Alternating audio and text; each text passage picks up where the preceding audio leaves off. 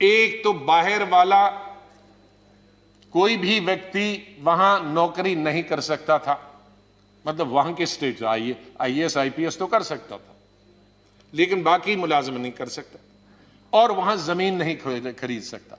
लेकिन आज के ग्रामीण बैंकों में बाहर के लोग आ गए हैं, नौकरी कर रहे हैं।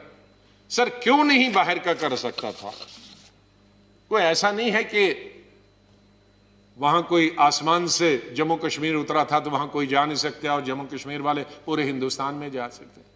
सर ये आज के जमाने नहीं थे, महाराजा हरि सिंह के जमाने से था। 1925 आजादी से कई साल पहले।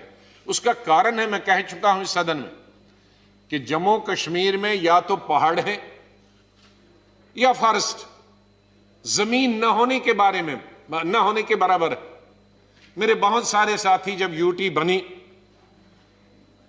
पार्लियामेंट के अंदर, उन्होंने कहा कि हम जमीन वहां खरीदेंगे, बहुत सस्ती होगी। मैंने कहा मैं तो नहीं खरीद पाया, आप खरीदो। मैंने कहा ये गलत फहमी है आपको कि वहां जमीन सिर्फ कश्मीर जम्मू कश्मीर वाले खरीद सकते हैं, तो आप एकड़ों की जमीन से। मैंने कहा जम्मू शहर में और श्रीनगर शहर में आपको मालूम है जमीन एकड़ पर एकड़ क्या है? कहा नहीं होगी 30-40 लाख। मैंने कहा 30-40 नहीं, 40-50 करोड़, 40-50 करोड़ की 1 एकड़ जमीन आपको जम्मू शहर या श्रीनगर शहर में मिलेगी, क्योंकि जमीन नहीं है। हमारी सब जमीन फॉरेस्ट और पहाड़ है, तो थोड़ी सी जमीन है।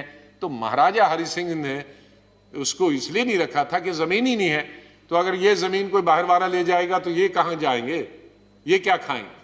इसी तरह से नौकरी क्यों बाहर वाला ये प्रोविजन रखा गया था कि नहीं जाएगा, क्योंकि हिंदुस्तान का आखिरी हिस्सा, जहां हिंदुस्तान खत्म होता या हिंदुस्तान जहां से शुरू होता, एक तरफ फिर पाकिस्तान है, एक तरफ से चीन है।